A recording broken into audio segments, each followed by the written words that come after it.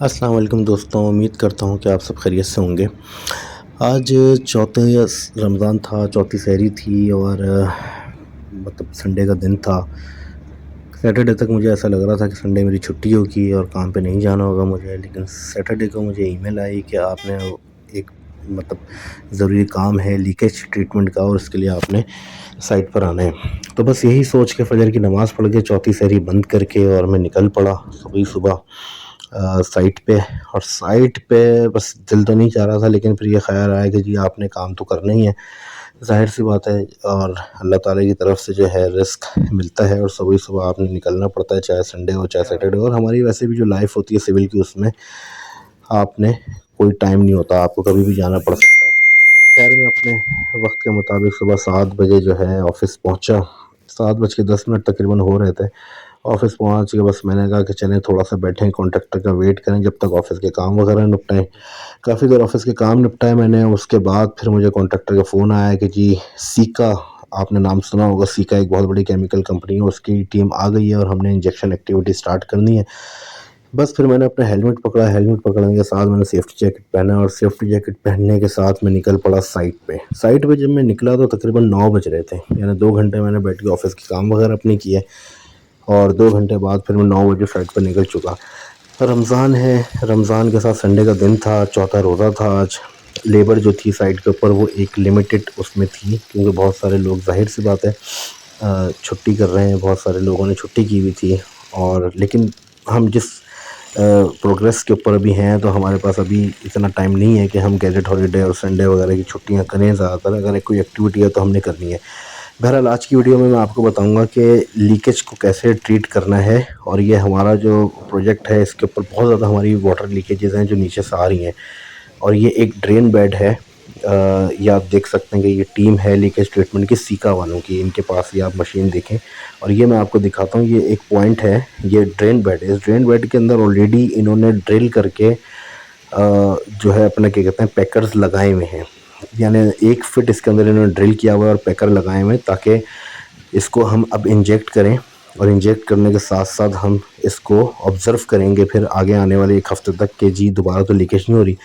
ये ग्राउट है सीका का केमिकल, सॉरी, इंजेक्शन का कंपोनेंट बी और कंपोनेंट ए, मतलब कंपोनेंट ए कंपोनेंट बी आप कह लें। ए और बी को आपने जब मिक्स करना है तो मिक्स करने के साथ फिर इसको मिक्स करके आपने थ्रू मशीन इसको इंजेक्ट करना है। जो इनके पास मशीन है, मशीन के अंदर 230 psi का प्रेशर इन्होंने ऑलरेडी लोड किया हुआ है। ये देखें आप, मशीन के अंदर ये डाल रहे हैं इसको, इंजेक्शन को, इंजेक्शन केमिकल को।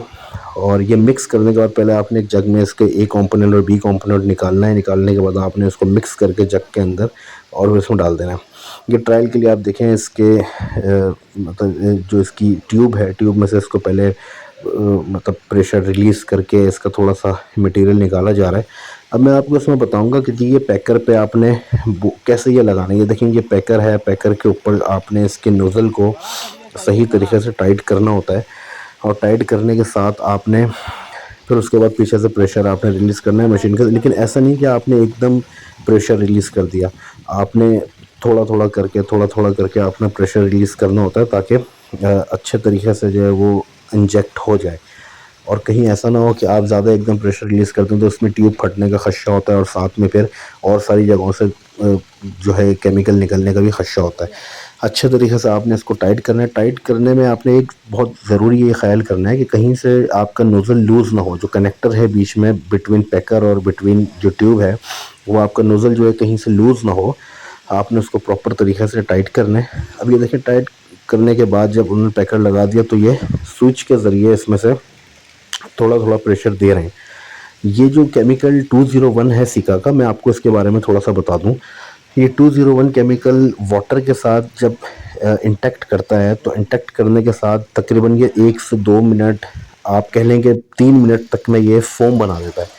फोम बनाने से क्या है कि आपका जहाँ जहाँ भी ये नीचे जा रहा है और जहाँ जहाँ भी आपके क्रैक्स हैं या लीकेजेस हैं, ये उन सारी जगहों को जाके फोम बना के रोक देगा, ताकि आपका पानी जो है वो ऊपर ना आए और आपकी लीकेज जो है वो कंट्रोल हो सके।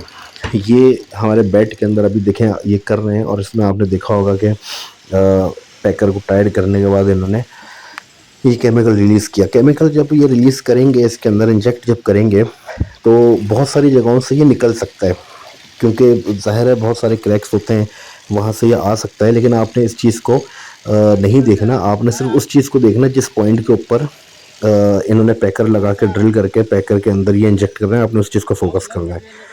और ये एक स्पेशलाइज्ड जॉब है, ऐसा नहीं है कि ये कोई भी कर लेगा। इसके लिए बेहतर ये है कि जिस कंपनी का आप ग्राउट कर रहे हैं या केमिकल कर रहे हैं इंजेक्ट, उसी कंपनी का कोई रिप्रेजेंटेटिव हो तो वो बेहतर तरीके से कर सकता है। ये आपको एक नज़र आ रहा होगा सीमेंटियस मटेरियल, ये एक जो सीमेंटियस मटेरियल, ये शॉम्बर्ग एक कंपनी है, आपने नाम सुना हो शायद शॉम्बर्ग कंपनी का, ये उसका मटेरियल है। जब आपने लीकेज को ट्रीट कर दिया तो उसके ऊपर आप ये लगा सकते हैं। लगाने के बाद ये फ़ौरन से ड्राई हो जाता है। ये ऐसा काम करता है कि जैसे ही आप इसको वेट सरफेस के ऊपर लगाएंगे ये फ़ौरन ड्राई हो जाएगा। देखें ये अब हम बेड की जगह अब ये फ्लोर के अंदर कर रहे हैं। फ्लोर के अंदर आप देखें कि ये प्रेशर से जब जा रहा है तो प्रेशर से जाने के बाद पहले इसका साफ़ केमिकल बाहर आ रहा है, और साफ़ केमिकल बाहर आने के बाद ये देखें, आप चेक कीजिएगा, इसका पीयू जो है अपना केमिकल बाहर आएगा। पहले इंजेक्शन आप चेक करें, इट्स मीन कि ये प्रॉपर पैकर में जा रहा है। पैकर जब आप लगा दें उसमें जब आप इंजेक्ट कर दें तो ये लाजमी देखिएगा कि इसको प्लग आपने ज़रूर करना है। प्लग करने से ये होता है कि कोई किसी किस्म का कोई इसमें केमिकल, कोई डस्ट या कोई और मतलब पानी दोबारा से इसमें से ना निकले। ये आपने ख़ास तौर पर ख्याल करना है। हमने बहुत सारी मतलब चीज़ें करी और करने के बाद ये न्यू हमने ड्रिल करके पैकर्स लगाए थे, उसके हमने क्लीन करे होल्स को, और ये क्लीन करने का मकसद ये था होल्स को कि हम इसको छोड़ दें और कल फिर हम इसको ट्रीट करें। काफ़ी टफ दिन रहा। इस टाइम तकरीबन दोपहर के 1:30 बज चुके हैं और लेबर को सलूट है। अल्लाह ताला इन लेबर को ज़्यादा खैर दे, खुश रखे, हिम्मत दे, ताकत दे कि इस गर्मी में, धूप में और ये रमज़ान में रोज़े में काम कर रहे हैं।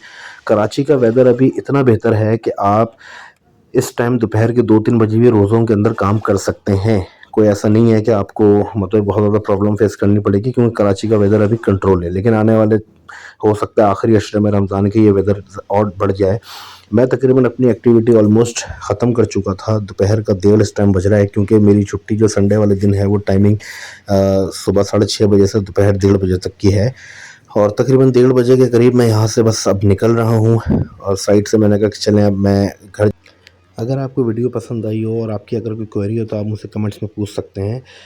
वीडियो आपको पसंद आई हो तो आप प्लीज़ ज़रूर वीडियो को लाइक कीजिएगा, अपने दोस्तों में शेयर कीजिएगा। कोई आपका सवाल हो तो आप मुझसे ज़रूर पूछिएगा, और मेरे चैनल को ज़रूर सब्सक्राइब कीजिएगा। Thank you so much.